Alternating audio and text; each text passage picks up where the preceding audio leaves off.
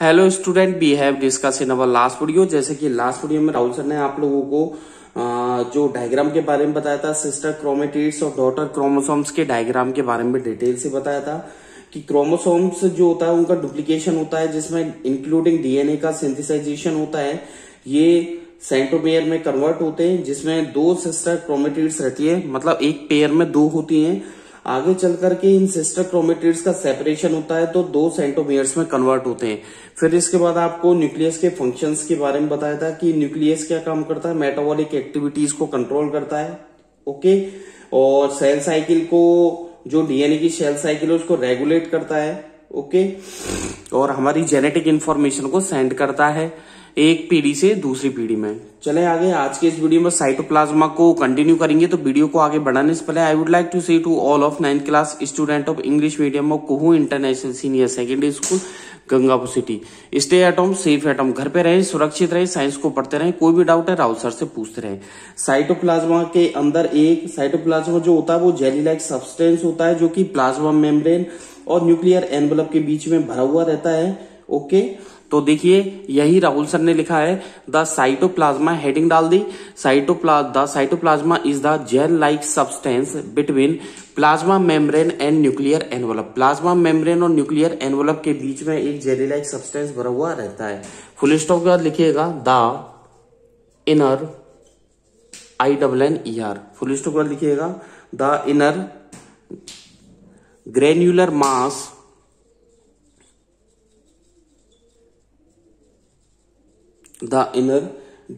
मास को क्या बोला जाता है, इज कॉल्ड द, क्या बोला जाता है इसे, एंडोप्लाज्म। इसे एंडोप्लाज्म बोला जाता है। एंड द आउटर, और जो आउटर होती है, यानी कि जो क्लियर और ग्लासी बोल सकते हैं, जो क्लियर तो होती है एंड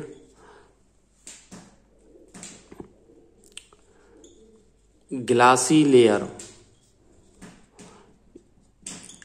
ओके, और जो आउटर होती है, जो क्लियर और ग्लासी लेयर होती है, उसे क्या बोला जाता है, cell cortex, CORTEX, cell cortex के नाम से जाना जाता है, या एक्टोप्लाज्म उसे बोलते हैं। और यहां तो लिखिए सेल कॉर्टेक्स, और क्या नाम है, दूसरा नाम लिखिए द एक्टोप्लाज्म,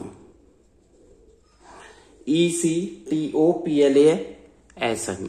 ओके, एक्टोप्लाज्म बोला जाता है। ठीक है, और साइटोप्लाज्म जो है 80% वाटर होता है इसके अंदर।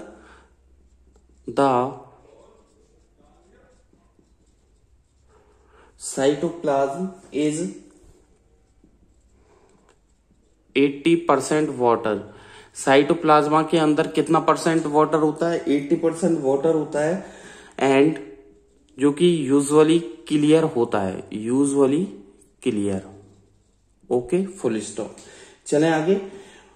साइटोप्लाज्मा जो होता है, साइटोसोल भी मैं आप लोगों को बताऊंगा। साइटोसोल क्या होता है, स्टार लगा करके यहां लिखिएगा, स्टार लगा करके लिखिएगा। नेक्स्ट लाइन में एक पार्ट होता है साइटोप्लाज्मा का, जो कि क्या है, ऑर्गेनेलिज को हैंडल नहीं करता है, जिसे साइटोसोल बोला जाता है। The part of the cytoplasm, इसमें लिखिएगा the part of the cytoplasm. Cytoplasm का ऐसा पार्ट जो कि हैंडल नहीं करता है, that is not held, organelles को जो हेल्ड नहीं करता है, with in these organelles, within these organelles is called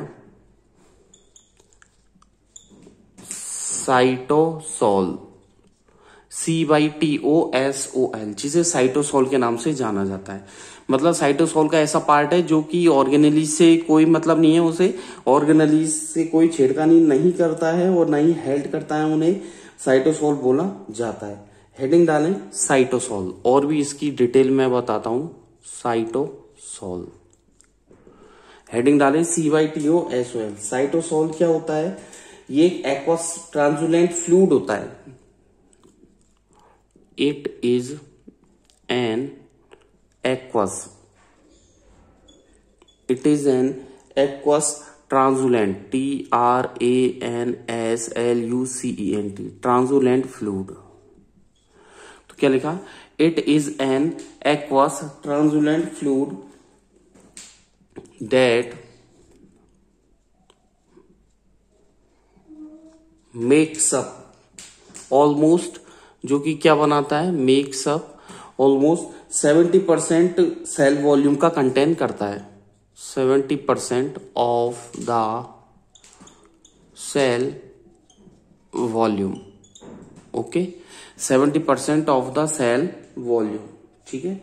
और ये क्या कंपोज करता है, वाटर, सॉल्ट और ऑर्गेनिक मॉलिक्यूल्स को कंपोज करता है। फुल स्टॉप के बाद लिखिएगा, it is composed of, it is composed of water, मतलब इसका कंपोजिशन बता रहा हूं मैं, it is composed of water, salt and water को, सॉल्ट को और ऑर्गेनिक मॉलिक्यूल्स को मिला करके बनता है, ऑर्गेनिक मॉलिक्यूल्स, ठीक है, फुल स्टॉप।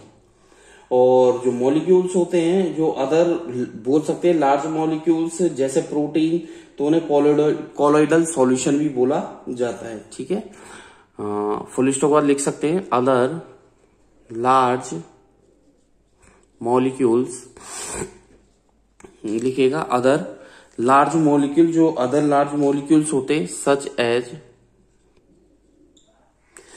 जैसे protein, other large molecules such as protein which form, जो कि क्या बनाते हैं, which form colloidal, COLLOIDAL, colloidal solution, which form colloidal solution, जो कि कॉलोइडल सॉल्यूशन बनाते, फुल स्टॉप, ओके। चलें आगे बात करेंगे नेक्स्ट फंक्शंस की। यहां तक कंप्लीट हो गया है, आगे लिखें फंक्शंस, हेडिंग डालें फंक्शंस। इसके साइटोप्लाज्मा के फंक्शंस बताऊंगा मैं।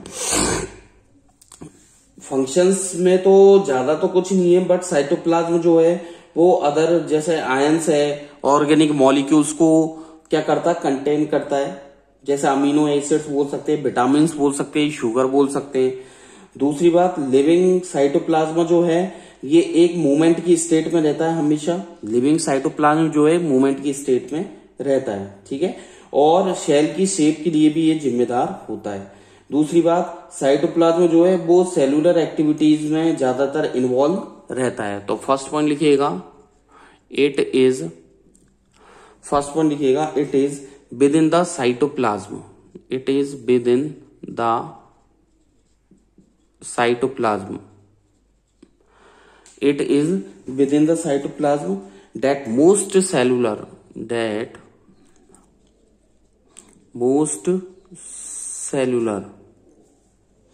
activities occur, that most cellular activities occur, ठीक है। सेकेंड पॉइंट पर आ जाइए, सेकेंड पॉइंट लिखिएगा, इट कंटेन्स या साइटोप्लाज्म कंटेन्स, साइटोप्लाज्म कंटेन, क्या कंटेन करता है ये, कई तरीके के आयंस, ऑर्गेनिक मॉलिक्यूल्स को कंटेन करता है, several ions and organic molecules. तो cytoplasma contains several ions and organic molecules, organic molecules को कंटेन करता है, सच एज, जैसे अमीनो एसिड्स, अमीनो एसिड्स है, ठीक है, विटामिन, शुगर,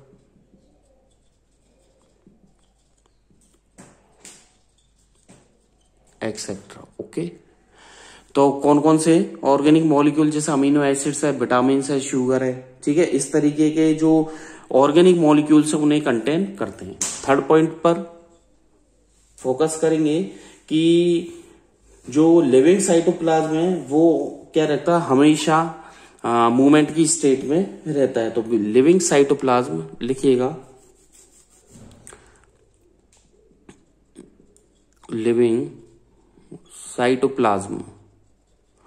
लिविंग साइटोप्लाज्म जो है आगे लिखिएगा is always in, living cytoplasm is always in a state of movement, हमेशा मूवमेंट की स्टेट में रहता है। तो living cytoplasm is always in a state of movement and responsible for the shape of a cell, cell की shape के लिए जिम्मेदार होता है, ठीक है। And responsible for the shape of a cell, cell की शेप के लिए ये जिम्मेदार होता है। चलें आगे बात करेंगे सेल ऑर्गेनेलीज की। ओके, तो देखिए नेक्स्ट हेडिंग डालिए सेल ऑर्गेनेलीज। जब तक मैं इसे रफ कर देता हूं, ओके, जो ऊपर से है इसे रफ कर देते हैं, ठीक है। नेक्स्ट टॉपिक पे चलेंगे सेल ऑर्गेनेलीज पर। हेडिंग डालिए cell organelles, cell organelles, okay. Cell organelles के बारे में ये बताना चाहिए राहुल सर की जो सेल के मतलब बोल सकते हैं कोशिका के अंग, जैसे ऑर्गन्स होते हैं तो छोटे छोटे ऑर्गेनेलीज होते हैं कई सारे। तो सेल ऑर्गेनेलीज क्या है, एक स्पेशल बोल सकते हैं सब यूनिट होती है सेल की, जो कि स्पेशल फंक्शन रखती है और सेपरेटली एनक्लोज्ड होती है। ये जैसे अपने आप खुद की एक मेम्ब्रेन होती है बोल सकते हैं, और कई तरीके की मेटाबॉलिक एक्टिविटीज में ये पार्टिसिपेट करती है, कई तरीके की मेटाबॉलिक एक्टिविटीज में पार्टिसिपेट करती है। इंडिविजुअल अलग अलग जो सेपरेशन होता है सब यूनिट्स में ये पार्टिसिपेट करती है। सेल ऑर्गेनेलीज जो होती है मतलब ह्यूमन बॉडी का कोई अंग, मतलब सेल का अंग बोल सकते हैं, इसे क्या बोल सकते हैं, सेल का एक अंग होती है जो कि एक स्पेशल फंक्शन परफॉर्म करती है। मैं आपको उनके नाम भी बताऊंगा, तो लिखिएगा a cell organelles, a cell organelles, a cell organelles is a specialized SPECIALISED,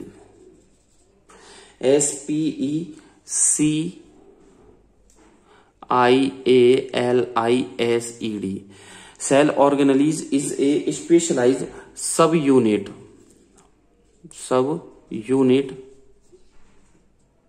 within, जो एक छोटी यूनिट होती है within a cell that has ए,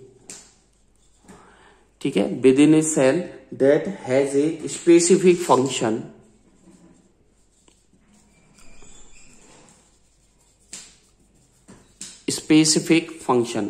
क्या लिखा, that has a specific function and is, ठीक है, स्पेसिफिक फंक्शन रखती है and is separately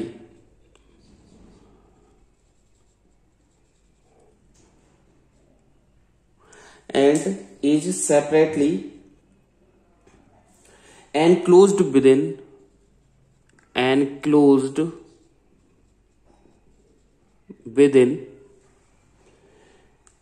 its own membrane,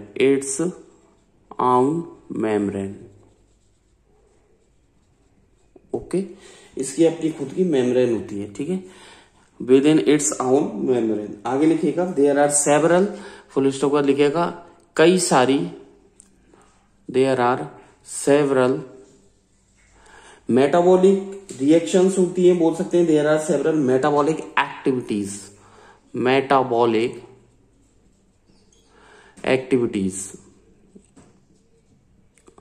कई मेटाबॉलिक एक्टिविटीज होती है जो कि किस में पार्टिसिपेट करती है। आगे लिखिएगा डेट टेक प्लेस, जो कि टेक्स प्लेस करती है विद इन दीज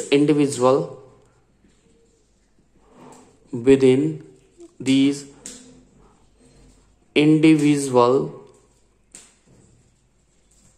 क्या लिखा, विद इन दीज इंडिविजुअल सब units. Okay, with in these individual सब यूनिट्स। सेल ऑर्गेनेली जो है आगे लिखिएगा, एरो लगाकर इसी में लिख दीजिए, फिर मैं आपको अलग से पॉइंट बनाकर लिखाऊंगा। सेल ऑर्गेनेली जो है are to cells. Cell organelles are to cells, ठीक है।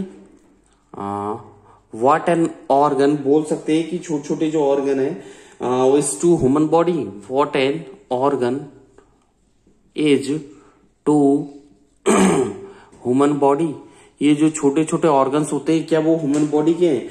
तो मतलब जो कि परफॉर्म करते हैं कि स्पेसिफिक फंक्शन, डैश लगा करके लिख सकते हैं, ईच परफॉर्मिंग,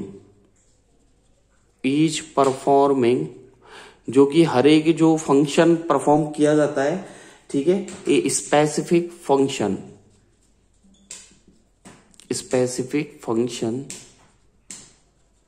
एंड क्या लिखा, each performing A specific function and having a आगे लिखिएगा, and having a particular structure, जो कि क्या रखती है, पर्टिकुलर स्ट्रक्चर रखती है, जो कि एक पर्टिकुलर स्ट्रक्चर रखती है एंड शेप, ठीक है, पर्टिकुलर स्ट्रक्चर और शेप रखती है, ठीक है। आगे चले, इसे स्मॉल ऑर्गन्स बोला जाता है, मतलब जो एक पर्टिकुलर स्ट्रक्चर शेप रखते हैं ये ऑर्गन्स ह्यूमन बॉडी के ही होते हैं, बट ये छोटे छोटे होते हैं, बहुत छोटे छोटे होते हैं, इसलिए इन्हें स्मॉल ऑर्गन्स बोला जाता है। थस आगे लिखिएगा, थस दे आर, ठीक है, like small, thus they are like small organs, thus they are like small organs in the shell,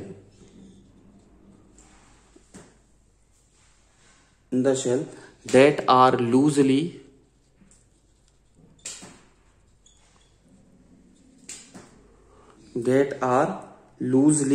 embedded, EMBEDD, ठीक है, loosely embedded in the cytosol,